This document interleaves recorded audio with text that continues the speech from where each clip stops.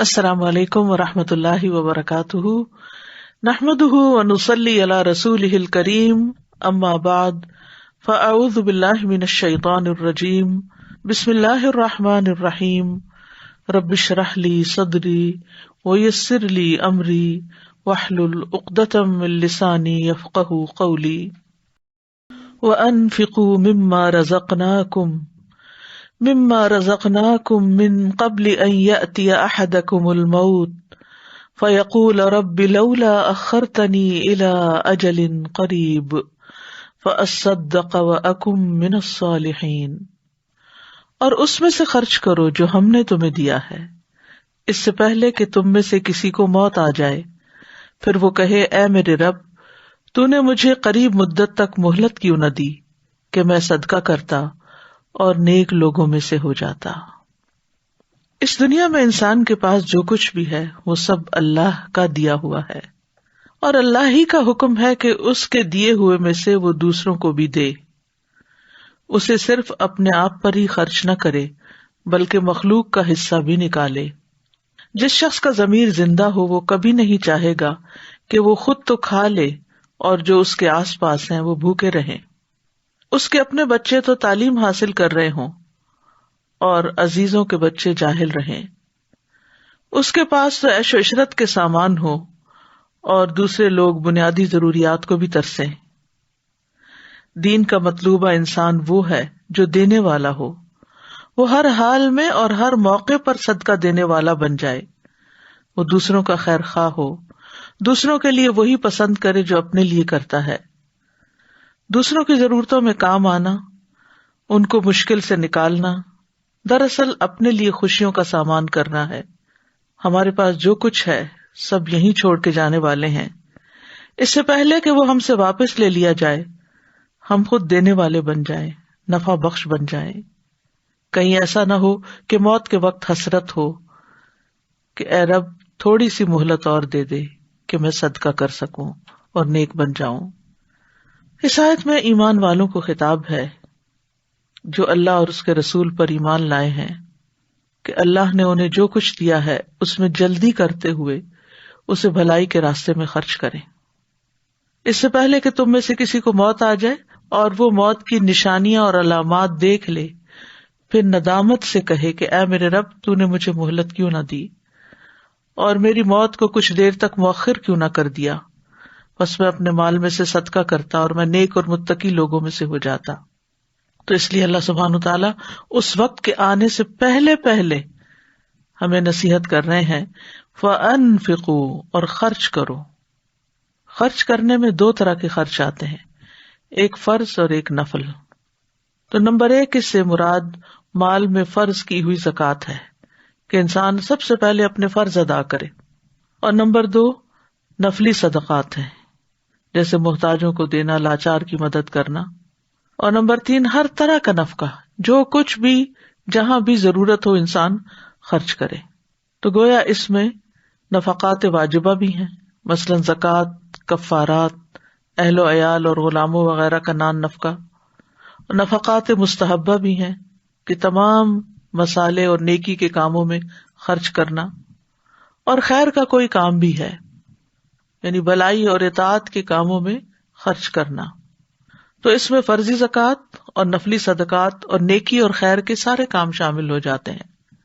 اور مما رزقناکم کا معنی کیا ہے کہ اللہ نے بس اسی کا مکلف ان کو قرار دیا ہے جو ان کو اللہ نے دیا ہے، جو ان کے ہاتھ میں نہیں، جو ان کے پاس نہیں، اس کو اللہ کے راستے میں نکالنے کا حکم بھی نہیں کیونکہ وہ ان کے پاس نہیں۔ تو یہ دراصل دینے والے کا شکر ادا کرنا ہے۔ مما رزقناکم، اس میں سے جو ہم نے تمہیں رزق عطا کیا ہے، تو شکر ادا کرو اس ذات کا جس نے تمہیں عطا کیا، تمہیں محتاج نہیں بنایا دوسروں کا، تمہیں دینے والا بنایا۔ اور پھر یہاں سارے مال کو خرچ کرنا مراد نہیں، کیونکہ فرمایا مما، اس میں سے جو، یعنی سارا نہیں دے دو، جو ہم نے تمہیں دیا ہے اس میں سے کچھ دو، کیونکہ انسان جس مال کا مالک ہے اس میں سے کچھ مال خرچ کرنا مطلوب ہے، سارا مال خرچ کرنا مقصد نہیں۔ اور یہ اللہ تعالیٰ کی اپنے بندوں پر آسانی ہے اس سے بھی پتہ چلتا ہے کہ ہماری شریعت ایک آسان شریعت ہے. پھر فرمایا من قبل ان یأتی احدکم الموت، اس سے پہلے کہ تم میں سے کسی کو موت آ جائے. منافق موت کے وقت کہتا ہے کہ یا اللہ ایک دفعہ دنیا میں واپس بھیج تاکہ وہ اپنے فرائض ادا کر سکے اور اللہ کے احکامات پر عمل کر کے اللہ کا پسندیدہ بن سکے. تو بات یہ کہ موت کے وقت تو پھر کسی کی نہیں سنی جاتی، پھر تو موت کا فرشتہ جان لے کے ہی جاتا ہے. اس لیے اس معاملے میں جلدی کرنی چاہیے، نیکی کے کام اور سوچ سوچ کے اور ٹھہر ٹھہر کے نہیں، بلکہ جو جب جہاں جس چیز کا موقع ہو انسان اسے کر ڈالے. آج صحت ہے، کل نہیں معلوم کیا حال ہوگا. آج اللہ نے ہمیں سوچنے سمجھنے کی، کام کرنے کی صلاحیت دے رکھی ہے، اس سے فائدہ اٹھا لے اس سے پہلے کہ یہ نعمتیں چلی جائیں، کیونکہ یہ نعمتیں ذریعہ ہیں دوسری نیکیاں کمانے کا. یعنی اگر ہمارے ہاتھ پاؤں سلامت ہیں، ہماری عقل کام کرتی ہے، ہماری زبان بولتی ہے، تو تبھی ہم صدقات بھی کر سکتے ہیں نا. ایک وہ شخص جو بیماری کی وجہ سے اتنا لاغر ہو چکا ہو کہ اس کو اپنی بھی ہوش نہ ہو، تو اس وقت وہ دوسرے کے ساتھ کون سی خیر کر سکتا ہے اور کیا بھلائی کر سکتا ہے. تو من قبل ان یأتی احدکم الموت فیقول رب لولا اخرتنی الی اجل قریب، تو کہے کہ اے میرے رب مجھے تو نے قریب کی مدت تک تھوڑی دیر اور کیوں نہ مہلت دے دی. یعنی دنیا قریب ہے اور پھر دور چلے جانا ہے. تو اس دنیا میں یعنی وہ کہتا ہے کہ اے میرے رب میں تجھ سے درخواست کرتا ہوں کہ تو لمبے عرصے کے لیے نہیں، تھوڑی مدت کے لیے میری موت کو مؤخر کر دے، تھوڑا سا چانس اور دے دے، تاکہ جو کام آج تک میں نے چھوڑے رکھے، جن سے غفلت برتی، جو مجھ سے چھوٹ گئے، وہ میں کر کے آ جاؤں. اور ان میں جو میری خواہش ہے وہ کیا ہے؟ خاص طور پر فَأَصَّدَّقَ، تو میں ضرور صدقہ کروں، وَأَكُن مِّنَ الصَّالِحِينَ، اور میں صالحین یعنی مومنین میں شامل ہو جاؤں. اللہ سبحانہ وتعالیٰ سورۃ التوبہ میں فرماتے ہیں وَمِنْهُمْ مَنْ عَاهَدَ اللَّهَ لَئِنْ آتَانَا مِنْ فَضْلِهِ لَنَصَّدَّقَنَّ وَلَنَكُونَنَّ مِنَ الصَّالِحِينَ.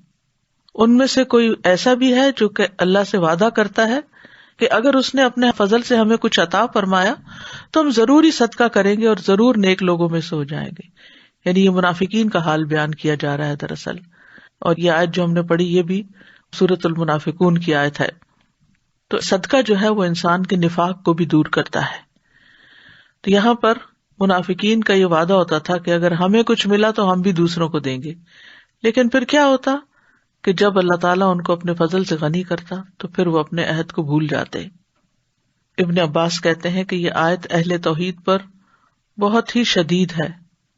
طبری کہتے ہیں اکم من الصالحین کا معنی ہے اعمل بطاعتک، کہ میں تیری اطاعت کے مطابق عمل کروں، وأؤدی فرائضک، اور تیرے فرائض ادا کروں، وقیل واحج بیتک الحرام، اور یہ بھی خواہش اور تمنا ہوگی نیک بننے میں کہ میں جا کر حج کراؤں. جب انسان کے پاس جوانی ہوتی، صحت ہوتی ہے، طرح طرح کے بہانے کر کے اس فریضے کو ٹالتا رہتا ہے، لیکن موت کے وقت اس کو یاد آ جاتا ہے کہ میری بہت بڑی ذمہ داری ابھی باقی ہے، تو وہ تمنا کرتا ہے کہ کاش مجھے موقع مل جائے تو اب میں ضرور حج پہ چلا جاؤں گا. تو یہاں پر بنیادی طور پر فرائض کی ادائیگی کی التجا کرے گا. وَأَكُن مِّنَ الصَّالِحِينَ، کیونکہ جب تک کوئی اپنا فرض ادا نہیں کرتا وہ صالح نہیں کہلا سکتا. یعنی ایک شخص ہے وہ نفلی صدقات کرتا رہتا ہے، لوگوں سے اچھے اخلاق سے پیش آتا ہے وغیرہ وغیرہ، لیکن فرائض سے غافل ہے، نماز نہیں پڑھتا، زکوٰۃ نہیں دیتا، حج نہیں کیا، روزے نہیں رکھتا، تو ایسا شخص چاہے ویسے دنیا میں بڑے بڑے کمالات کر لے لیکن وہ صالحین میں شمار نہیں ہوگا. صالح ہونے کی بنیادی شرط ہے، پہلی شرط ہے فرائض کا ادا کرنا. ابن عباس کہتے ہیں جب کسی ایسے آدمی کا موت کا وقت آ جائے جس کے پاس مال ہو لیکن اس نے اس مال کی زکوٰۃ نہ دی ہو، یا وہ حج کی استطاعت رکھتا ہو لیکن اس نے حج ادا نہ کیا ہو، تو وہ ضرور موت کے وقت دنیا میں واپس جانے کا سوال کرے گا. یعنی جس کسی کے اندر بھی یہ کمی رہ گئی اس کی موت کے وقت اس کے اندر یہ حسرتیں ہوں گی. پھر انہوں نے یہ آیت پڑھی. تو اس سے یہ پتہ چلتا ہے کہ موت سے پہلے پہلے اپنے فرائض کو ادا کر لینا چاہیے، اور جس بھی عبادت کا وقت آ جائے، روزے کا آ جائے یا نماز کا آ جائے یا حج کا آ جائے، تو ان کو اپنے وقت پر ادا کرنا ضروری ہو جاتا ہے تاکہ انسان موت کے وقت حسرت سے بچ سکے. اس وقت انسان مہلت طلب کرے گا، لیکن پھر مہلت کہاں، جو ہو چکا سو ہو چکا، اور جو ہونے والا ہے اب وہ ہو کے رہے گا، اور ہر شخص سے اس کی کوتاہی کا حساب لیا جائے گا.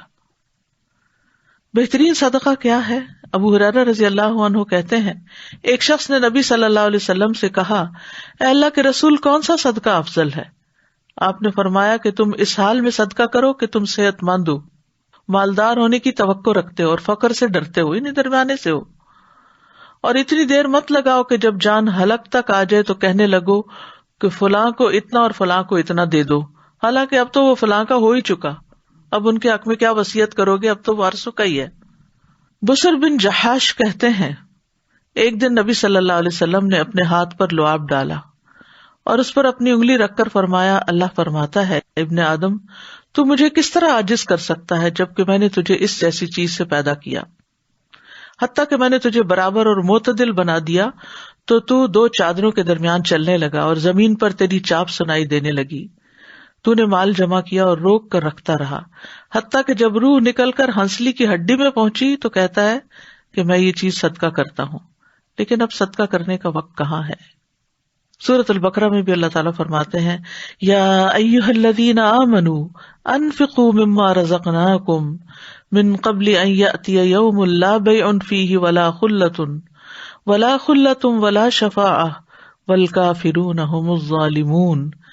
اے لوگو جو ایمان لائے ہو، خرچ کرو اس رزق میں سے جو ہم نے تمہیں دیا ہے، اس سے پہلے کہ وہ دن آ جائے جس میں نہ کوئی خرید و فروخت ہوگی، نہ کوئی دوستی اور نہ کوئی سفارش کام آئے گی، اور کافر لوگ ہی دراصل ظالم ہیں. موت کے وقت عمل کرنے کی حسرتیں ہوں گی.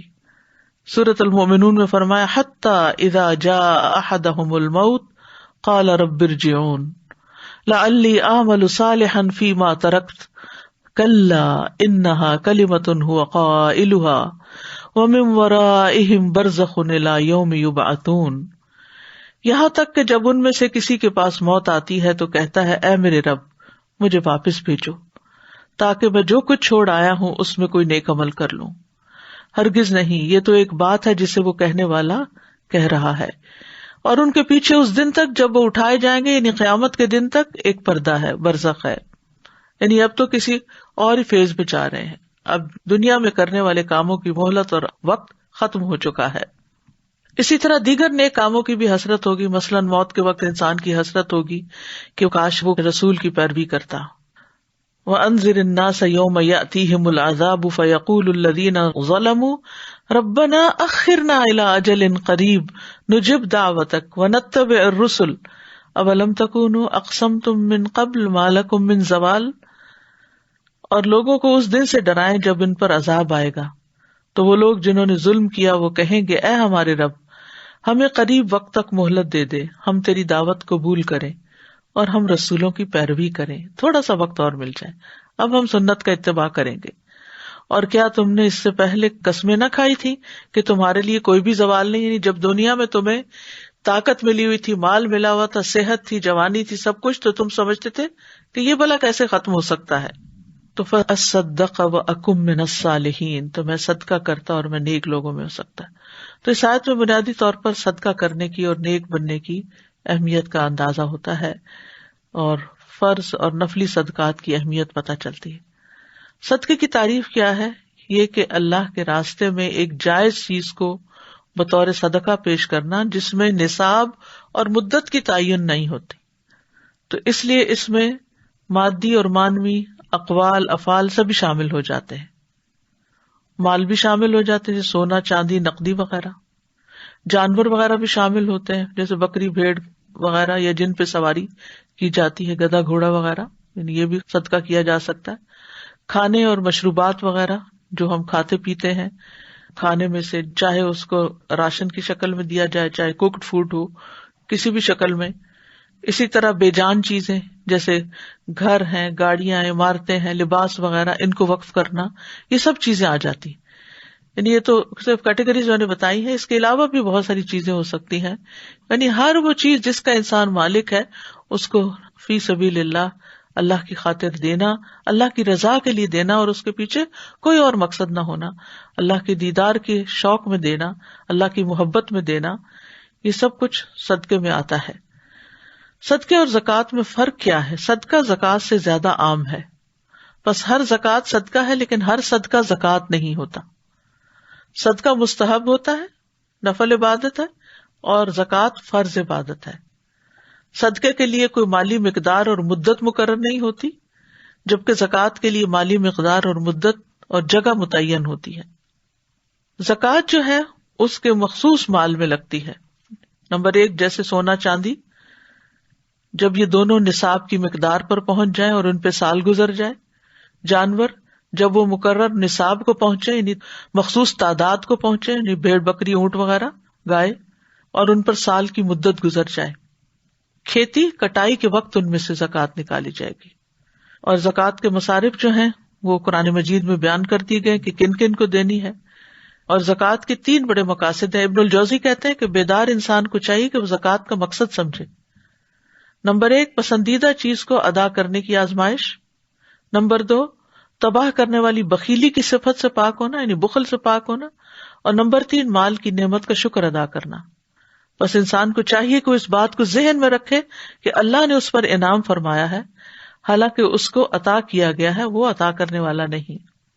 یعنی بندہ جو دے رہا ہے وہ تو بس بیچ میں ایک سبب ہے، ورنہ اصل تو مال اللہ ہی کا ہے، وہ تو صرف آگے کر رہا ہے، اس کی اپنی تو کوئی چیز نہیں ہے۔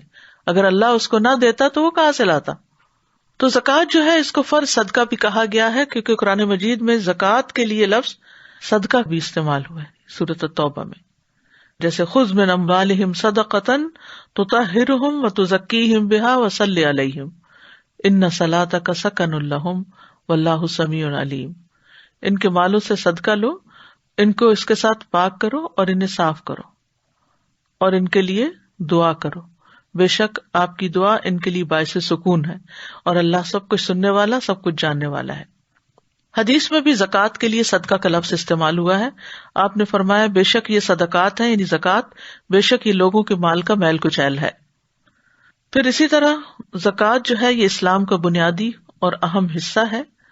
نبی صلی اللہ علیہ وسلم نے فرمایا یہ کہ تم خالص اللہ کی عبادت کرو، اس کے ساتھ کسی کو شریک نہ بناؤ، نماز قائم کرو، فرض زکوٰۃ ادا کرو اور رمضان کے روزے رکھو، یہ اسلام ہے۔ الاسلام ان تعبد اللہ، اسلام کی وضاحت کی گئی، یعنی اس کے بغیر کسی کے اسلام کا کوئی تصور نہیں ہے۔ زکوٰۃ ایک اہم ذمہ داری ہے اور ایمان لانے والوں کی صفت ہے۔ زکوٰۃ کا ادا نہ کرنا کفر اور شرک کی علامت ہے۔ وویل للمشرکین الذین لا یؤتون الزکوٰۃ، مشرکین کے لیے بڑی ہلاکت ہے جو زکوٰۃ نہیں دیتے۔ قرآن مجید میں امہات المومنین کو بھی زکوٰۃ ادا کرنے کی تلقین کی گئی۔ وقرن فی بیوتکن ولا تبرجن تبرج الجاہلیۃ الاولی واقمن الصلاۃ وآتین الزکاۃ واطعن اللہ ورسولہ انما یرید اللہ لیذھب عنکم الرجس اہل البیت ویطہرکم تطہیرا، اور اپنے گھروں میں ٹکی رہو اور پہلی جاہلیت کی زینت ظاہر کرنے کی طرح زینت ظاہر نہ کرو، اور نماز قائم کرو اور زکوٰۃ ادا کرو، اور اللہ اور اس کے رسول کا حکم مانو۔ اللہ تو یہی چاہتا ہے کہ تم سے گندگی دور کر دے اے گھر والو، اور اللہ تمہیں پاک کر دے، خوب پاک کرنا۔ زکوٰۃ دراصل ایمان والوں کے مال میں دوسروں کا حق ہے، یعنی اللہ نے اس کو حق قرار دیا۔ والذین فی اموالہم حق معلوم للسائل والمحروم، اور جن کے مالوں میں ایک مقرر حصہ زکوٰۃ ہی کا ہے، باقی مقرر نہیں ہے، سوال کرنے والے کے لیے اور جسے نہیں دیا جاتا، یعنی دونوں پہ زکوٰۃ آتی ہے جو مستحق ہوتے ہیں۔ قیامت کے دن انسان سے جہاں نماز کا حساب لیا جائے گا وہاں زکوٰۃ کے بارے میں بھی پوچھا جائے گا، اور پھر دیگر اعمال کا حساب ہوگا۔ رسول اللہ صلی اللہ علیہ وسلم نے فرمایا سب سے پہلے جس چیز کا بندے سے حساب لیا جائے گا وہ اس کی نماز ہوگی، اگر اس نے اسے مکمل ادا کیا ہوگا تو وہ مکمل لکھ دی جائے گی، اور اگر اس نے اسے مکمل ادا نہیں کیا تو اللہ تعالیٰ فرمائیں گے دیکھو میرے بندے کے پاس کچھ نوافل ہیں کہ ان کے ذریعے فرائض کی تکمیل کر سکوں۔ پھر یہی معاملہ زکوٰۃ کے ساتھ ہوگا اور دیگر اعمال کا بھی اسی طرح حساب ہوگا۔ یعنی ہمارے اعمال کی 2 بڑی قسمیں، ایک فرض ہے اور ایک نفل ہے۔ فرض کے بارے میں حساب ہوگا، اور اگر فرض میں کوئی کمی بیشی رہ گئی تو وہ نفل سے پوری ہوگی. تو اس لیے نوافل کا بھی اہتمام کرنا چاہیے، ایسا نہ ہو کہ فرض میں کمی پھر پوری نہ ہو سکے اور اس پر کچھ پکڑ نہ ہو. پھر یہ ہے کہ جو لوگ زکوٰۃ نہیں دیتے قیامت کے دن عذاب کے مستحق ہوں گے. جانور ہوں گے تو گردن پہ سوار ہو جائیں گے، سونا چاندی ہوگا تو وہ گلے کا طوق بن جائے گا، اور اسی طرح بغیر زکوٰۃ والی دولت کو جہنم سے تپا کر اسی سے جسموں کو داغا جائے گا، جس کا ذکر سورۃ التوبہ میں ملتا ہے. ایک ایک سکے سے عذاب دینے کے لیے جسم کو بڑا کر دیا جائے گا. عبداللہ بن مسعود رضی اللہ عنہ روایت کرتے ہیں، قیامت کے دن آدمی کو اس طرح نہیں داغا جائے گا کہ درہم درہم کو چھوئے یا دینار دینار کو چھوئے، یعنی ڈھیر لا کے نہیں رکھا جائے گا، بلکہ اس کی جلد کو اتنا اسٹریچ کر دیا جائے گا حتیٰ کہ درہم و دینار کو الگ الگ رکھا جا سکے، تپا کے ان کے اوپر. یعنی ہر درہم، ہر دینار، ہر کوائن جو ہے وہ سکن کے الگ حصے پر ہوگا، کیونکہ انسان کا سائز بہت بڑا ہو جائے گا. اسی طرح جس زیور کا حق ادا نہ ہو وہ آگ کا زیور ہے. اسماء بنت یزید کہتی ہیں، میں اور میری خالہ نبی صلی اللہ علیہ وسلم کی خدمت میں حاضر ہوئیں. ہم نے سونے کے کنگن پہن رکھے تھے. آپ نے فرمایا، کیا تم دونوں اس کی زکوٰۃ دیتی ہو؟ ہم نے کہا نہیں. آپ نے فرمایا، کیا تم اس بات سے نہیں ڈرتی کہ اللہ تمہیں آگ کے کنگن پہنائے؟ ان کی زکوٰۃ ادا کرو. ایک اور روایت ہے مسند احمد کی، عمرو بن شعیب اپنے والد سے اور وہ اپنے دادا سے روایت کرتے ہیں. وہ کہتے ہیں کہ نبی صلی اللہ علیہ وسلم کی خدمت میں ایک مرتبہ 2 عورتیں آئیں جن کے ہاتھوں میں سونے کے کنگن تھے. تو رسول اللہ صلی اللہ علیہ وسلم نے فرمایا، کیا تم دونوں اس بات کو پسند کرتی ہو کہ اللہ تمہیں قیامت کے دن آگ کے کنگن پہنائے؟ وہ کہنے لگی، نہیں.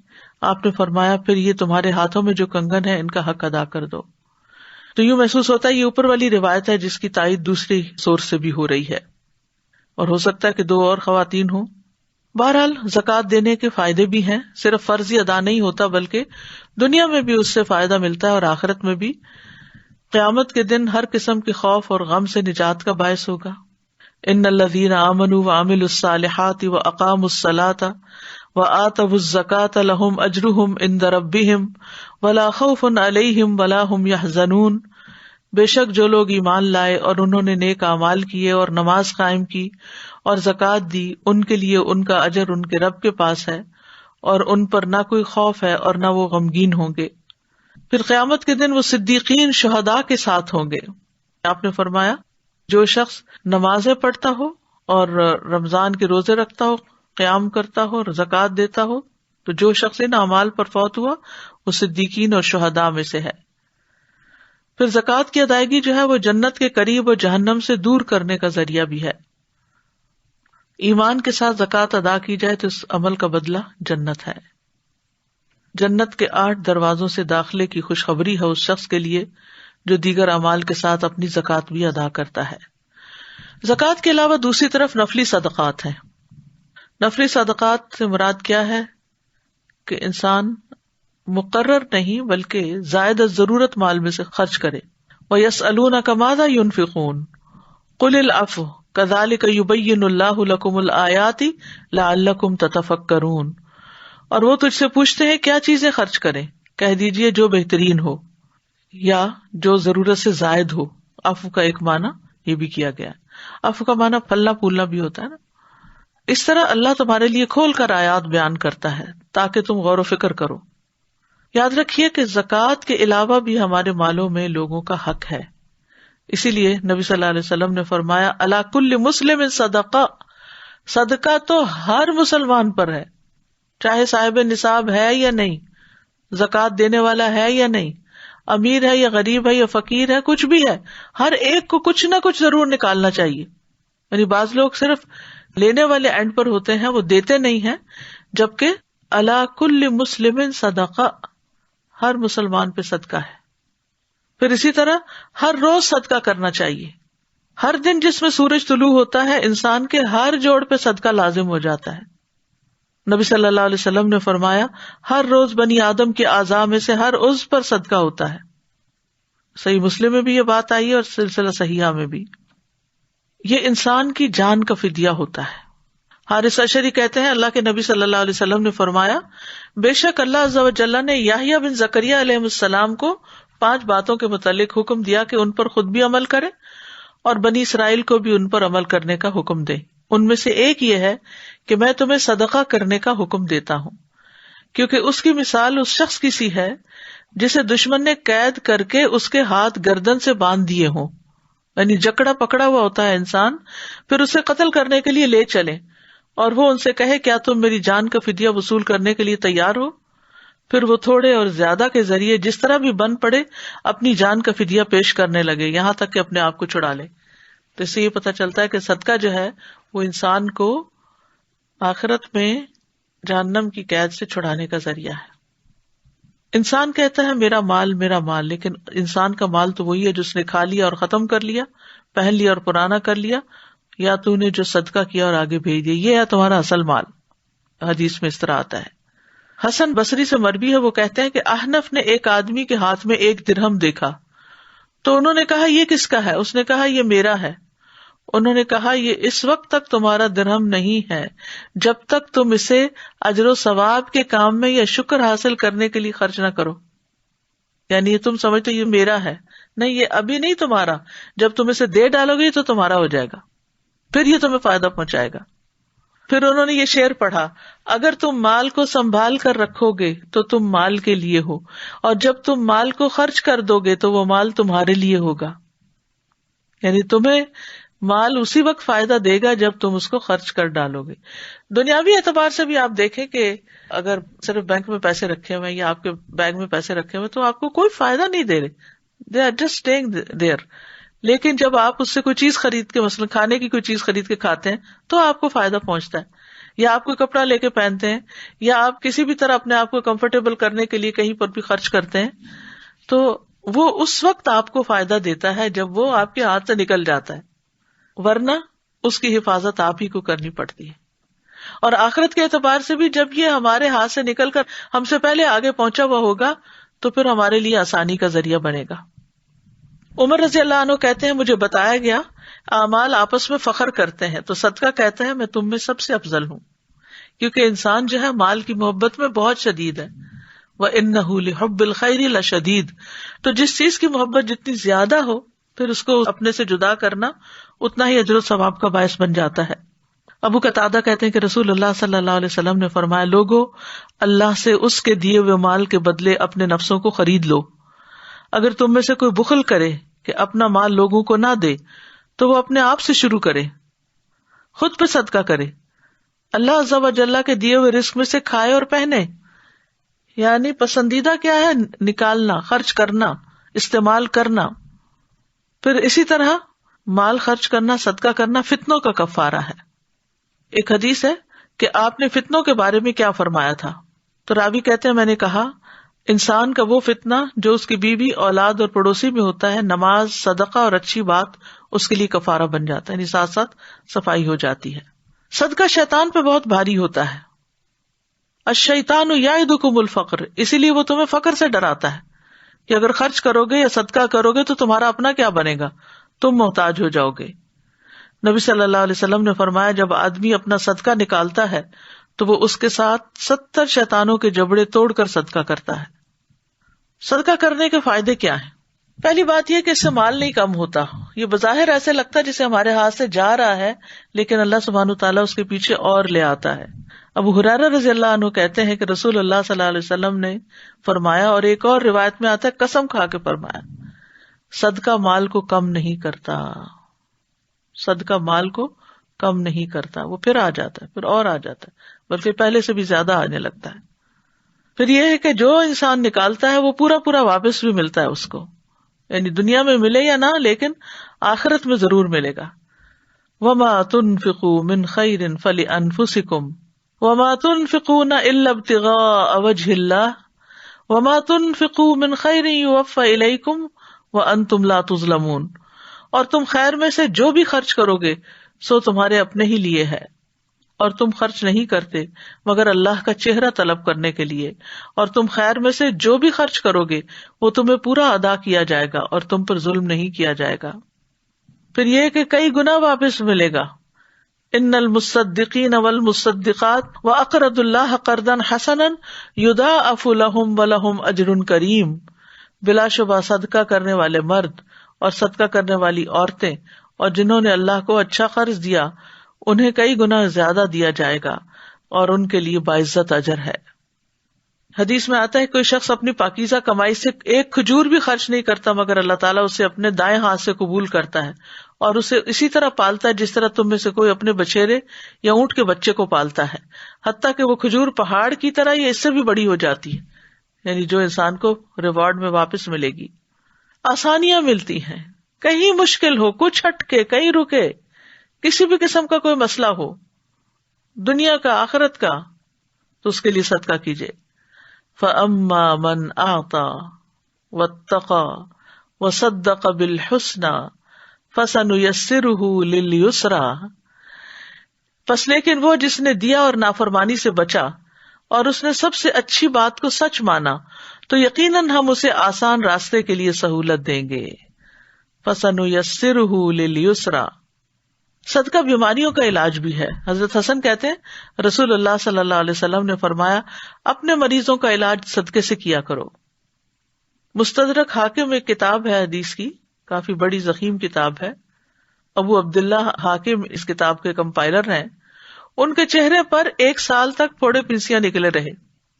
انہوں نے نیک لوگوں سے دعا کی درخواست کی تو انہوں نے بہت دعائیں بھی کی، پھر انہوں نے مسلمانوں پر صدقہ کیا، اس طرح کہ اپنے گھر کے دروازے پر پانی پلانے والی کوئی چیز نصب کر دی اور اس میں پانی ڈلوا دیا، لوگوں نے اس میں سے پانی پیا، 1 ہفتہ نہیں گزرا تھا کہ ان کو شفا ظاہر ہو گئی اور یہ پھوڑے پنسیاں غائب ہو گئے اور ان کا چہرہ اچھی حالت پر لوٹ آیا۔ ابن قیم کہتے ہیں بس بلاؤں اور مصیبتوں کو دور کرنے میں صدقے کی بہت عجیب و غریب تاثیر ہے، اگرچہ یہ صدقہ کوئی فاجر کر رہا ہو یا ظالم کر رہا ہو، بلکہ اگر کافر بھی صدقہ کرے تو اللہ تعالیٰ اس کے ذریعے اس کی مختلف قسم کی مصیبتوں کو دور کر دیتے ہیں۔ اور یہ ایک ایسی حقیقت ہے جو ہر خاص و عام کو معلوم ہے، اور زمین والے اس کا تجربہ بھی کرتے ہیں اور اعتراف بھی کرتے ہیں۔ ہر ایک کے پاس کوئی نہ کوئی ایسی کرامت یا کوئی ایسی کہانی ہوتی ہے کہ جو بتائے کہ کس طرح صدقے نے ان کو فائدہ دیا۔ مخفی صدقہ رب کے غضب کو بجھانے والا ہے، یعنی ہمارے گناہ جو ہیں اللہ تعالیٰ کو ناراض کرتے ہیں، لیکن جب ہم اللہ ہی کی خاطر صرف اللہ کو دکھا کے کرتے ہیں تو اللہ تعالیٰ اس کے بدلے میں ہم سے راضی ہو جاتے ہیں۔ موت کے بعد بھی ثواب ملتا ہے، کیونکہ جب انسان فوت ہو جاتا ہے تو سارے اعمال منقطع ہو جاتے ہیں سوائے 3 چیزوں کے: صدقہ جاریہ، یا ایسا علم جو نفع مند ہو، یا نیک اولاد جو اس کے لیے دعا کرے۔ مرنے والے کی طرف سے صدقہ کرنے کا ثواب میت کو پہنچتا رہتا ہے، چاہے وہ اس کے چھوڑے ہوئے مال میں سے ہو یا کوئی عزیز دوست رشتہ دار اپنی طرف سے اس کے حق میں صدقہ کر رہا ہو۔ آخرت میں صدقے کے کیا فائدے ہوں گے؟ نمبر 1، قبر میں مومن کی حفاظت کا ذریعہ ہوگا۔ قبر میں مومن کی حفاظت کا ذریعہ ہوگا۔ زکوٰۃ انسان کے بائیں طرف آ کر اس کو پروٹیکٹ کرے گی۔ جب بائیں طرف سے کوئی عذاب آنے لگتا ہے تو زکوٰۃ کہتی ہے میری طرف سے آنے کا راستہ نہیں، پھر اس کے دونوں پاؤں کی طرف سے آ جاتا ہے تو نیک اعمال، صدقہ اور نیکی وغیرہ، لوگوں سے اچھا سلوک کرنا، وہ کہتے ہیں کہ یعنی میری طرف سے تم نہیں آ سکتے۔ تو گویا زکوٰۃ ہو یا صدقات ہو، وہ اپنے سے بلاؤں کو ٹالتے ہیں، دنیا میں بھی بلائیں ٹالتے ہیں اور آخرت میں بھی۔ صدقہ قبر کی گرمی دور کرنے کا ذریعہ ہے۔ عقبہ بن عامر کہتے ہیں رسول اللہ صلی اللہ علیہ وسلم نے فرمایا یقیناً صدقہ کرنے والوں کی قبروں سے حرارت کو بجھا دیتا ہے۔ آج آپ دیکھیں تھوڑا سا موسم بدلا ہے تو گرمی کا احساس ہونے لگ گیا ہے، حالانکہ ابھی کو بہت ہائی ٹیمپریچر نہیں ہے، لیکن قبر کے اندر اگر تھوڑا سا بھی ٹیمپریچر زیادہ ہوا تو کیا بنے گا۔ اس لیے خود بھی کرنا چاہیے اپنی آخرت کے لیے، اور جو ہمارے عزیز رشتہ دار، والدین وغیرہ دنیا سے جا چکے ہیں، ان کے بہاف پر بھی صدقہ کرتے رہنا چاہیے۔ بلکہ جب آپ صدقہ کریں تو ساتھ ان کی بھی نیت کر لیں، آپ کو بھی ثواب مل جائے گا، ان کو بھی ثواب مل جائے گا، کیونکہ اللہ تعالیٰ کے خزانے تو بہت وسیع ہیں اجر و ثواب دینے کے لیے، اس کے ہاں تو کسی چیز کی کمی نہیں، وہ ایک ہی وقت میں آپ کو بھی دے سکتا ہے، ان کو بھی دے سکتا ہے۔ ہم دینے لگتے ہیں تو ہمارا کم پڑ جاتا ہے، یہ تھوڑا ختم ہو جاتا ہے، لیکن اس کے ہاں یہ مشکل نہیں۔ رسول اللہ صلی اللہ علیہ وسلم نے فرمایا یقیناً صدقہ کرنے والوں کی قبروں سے حرارت کو بجھا دیتا ہے، یعنی اگر کسی کو عذاب قبر بھی ہو رہا ہو، پیچھے والے اس کے لیے صدقہ کرتے رہیں تو وہ آگ ٹھنڈی ہو جائے گی انشاءاللہ۔ قیامت کے دن صدقہ کرنے والا اپنے صدقے کے سائے میں ہوگا۔ رسول اللہ صلی اللہ علیہ وسلم نے فرمایا مومن کا سایہ قیامت کے دن اس کا صدقہ ہوگا.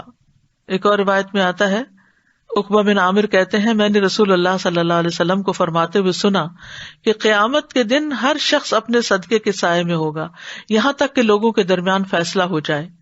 یزید کہتے ہیں کہ ابو الخیر کوئی ایسا دن جانے نہیں دیتے تھے جس میں کوئی چیز خواہ میٹھی روٹی یا پیاز یا اس طرح کی کوئی اور چیز صدقہ نہ کرتے ہو، یعنی چھوٹی چھوٹی چیزیں بھی، کیونکہ بعض اوقات ہم اس میں ہوتے ہیں کہ کوئی ویلیوبل چیز ہو، کوئی دینے کی چیز ہو، اور اس سے مراد یہ بھی نہیں کہ کسی غریب فقیر کو ہی دیں، یعنی آپ اپنے سے نکال کے کسی کو کچھ بھی دے دیتے ہیں وہ آپ کے حق میں صدقہ لکھا جاتا ہے. کیونکہ حدیث میں آتا ہے کہ اپنے اوپر بھی صدقہ کریں، اگر خود بھی اس نیت سے کچھ کھا پی لیتے ہیں، کوئی نہیں ملا دینے کے لیے، تو وہ بھی ایک طرح سے صدقہ ہو جائے گا.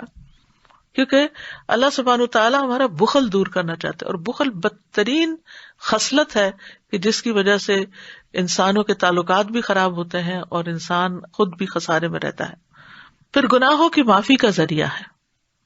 ان تبدوا الصدقات فنعما ہی وان تخفوها وتؤتوها الفقراء فهو خير لكم ويكفر عنكم من سيئاتكم والله بما تعملون خبير. اگر تم اپنے صدقات کو ظاہر کرو تو بھی اچھا ہے، لیکن اگر خفیہ طور پر فقراء کو دو تو یہ تمہارے لیے زیادہ بہتر ہے. ایسے صدقات تم سے تمہاری بہت سی برائیاں دور کر دیں گے، یعنی تمہارے گناہ مٹ جائیں گے، اور جو عمل تم کرتے ہو اللہ ان سے پوری طرح باخبر ہے. رسول اللہ صلی اللہ علیہ وسلم کعب بن عجرہ سے فرما رہے تھے، اے کعب بن عجرہ، صدقہ گناہوں کو اس طرح مٹاتا ہے جیسے پانی آگ کو مٹا دیتا ہے. صدقہ جنت میں لے جانے کا باعث ہے.